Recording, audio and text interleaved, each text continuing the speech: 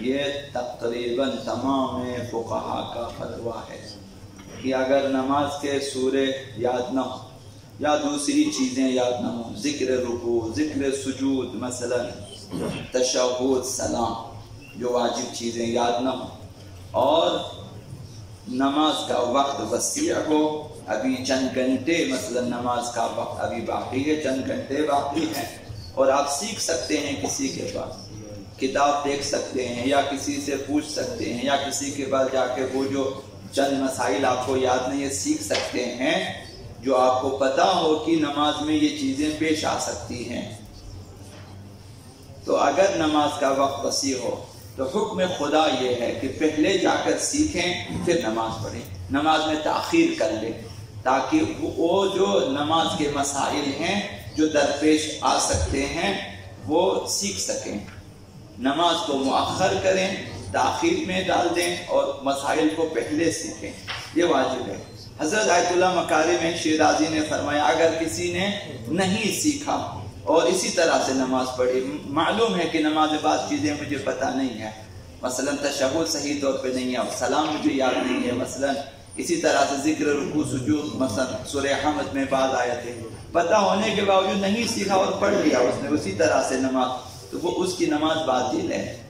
اگر وقت وسیع نہ ہو، وقت تنگ کو ابھی نہیں سیکھ سکتا اور جماعت کے ساتھ پڑھ سکتا تو واجب ہے کہ باجماعت نماز پڑھے، لازمی ہے کہ باجماعت، تاکہ حمد سورہ کے مسائل جو ہیں اس کے لیے وہ اس کی گردن سے اٹھ جائے، وہ ذمہ داری ختم ہو جائے، وہ امام پڑھے گا۔ اور اگر جماعت بھی ممکن نہ ہو، نہیں سیکھ سکتا ہو، ٹائم بھی نہ ہو، تو اسی طرح سے نماز پڑھے، اس کی نماز اس وقت وہی نماز صحیح ہے۔ ہم اسے جو ہے ہمیشہ کے لیے لاگو کر دیتے، ایسا نہیں ہے کہ ایک جو ہے دن آپ کے پاس ٹائم نہ تھا، سیکھ نہیں سکتا تھا، وقت تنگ تھا، جماعت بھی نہ تھی آپ کے پاس، آپ نے ویسے پڑھ لیا تو فقہا نے فرمایا نماز صحیح ہے، تو اگلے دن تو وقت ہے آپ کے پاس، اب اس دن بھی میں اسی طرح سے پھر نمازیں باطل ہو جائیں گی، اور آئندہ جو ہے ان تمام نمازوں کی قضا واجب ہو جائے گی۔ اب آخر وقت میں انسان سر پکڑ کے بیٹھ جائے گا کہ اتنے سالوں کی قضا نمازیں ابھی تو یاد بھی نہیں ہیں، مثلا اس طرح سے، تو ابھی سے جو نمازیں قضا ہو چکی ہیں یا پڑھ لیں یا لکھ کے رکھیں،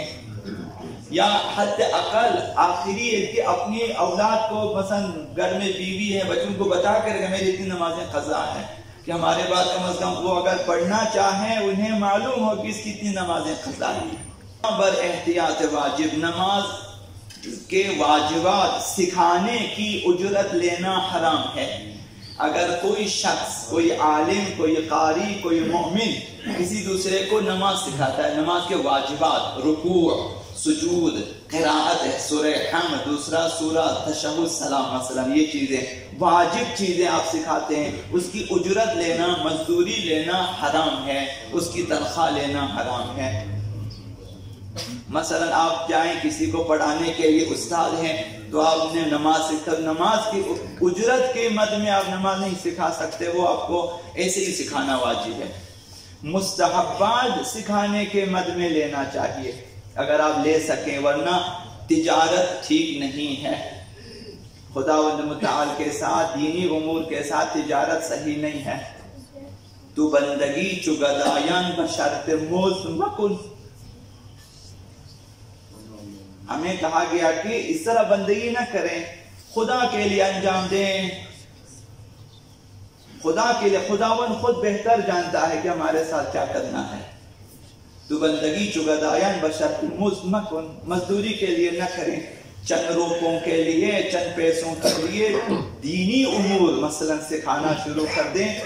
یہ عیب ہے۔ واجبات کی مد میں صرف نماز کے کوئی بھی واجبات جو سکھانی ہے اس کے مد میں لینا حرام ہے، مزدوری لینا حرام ہے۔ مستحبات کی مد میں بھی نہ لیں کہ خواجہ خود روش بندہ پروری دانا، خدا کو خود معلوم ہے کہ اس کے ساتھ میں نے کیا کرنا ہے۔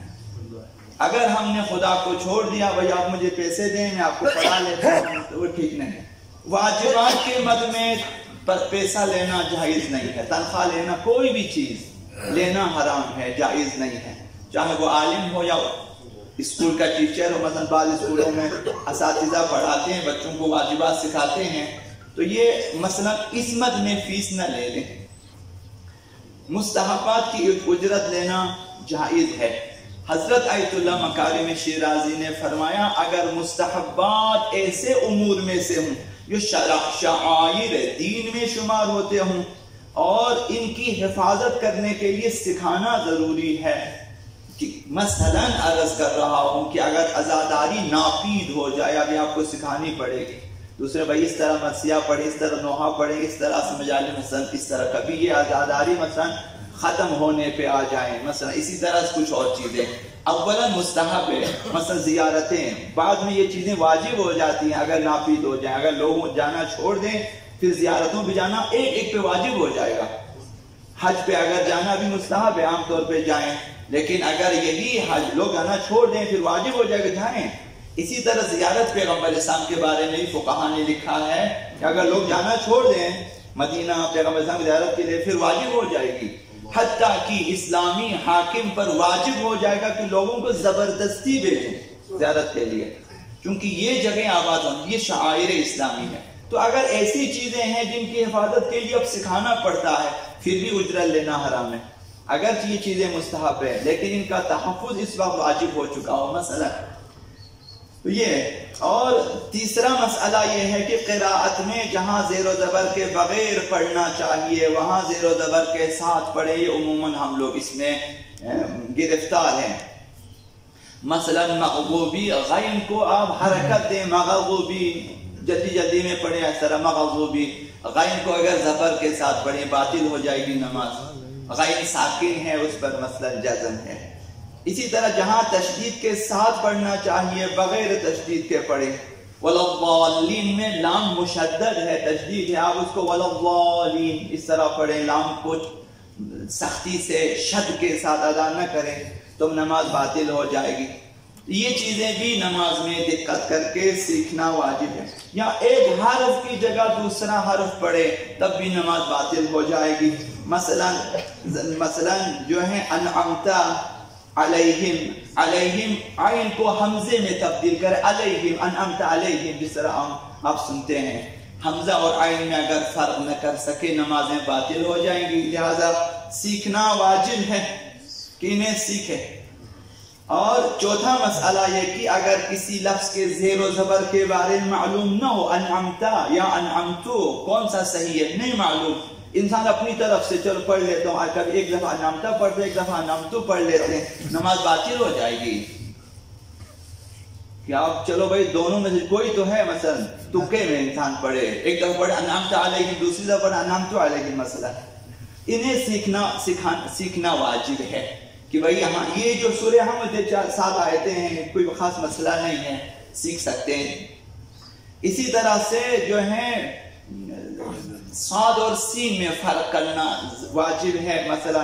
صمد صحیح یا سمد صحیح ہے، مثلا اللہ الصمد غلط ہو جائے گی، صاد کے ساتھ ادا کریں۔ اگر ایسی جگہوں پر انسان تکے میں دونوں طرح سے پڑھے، ایک دفعہ پڑھے اللہ الصمد پھر کہے اللہ الصمد، جو بھی صحیح ہوگا مثلا نماز باطل ہو جائے گی،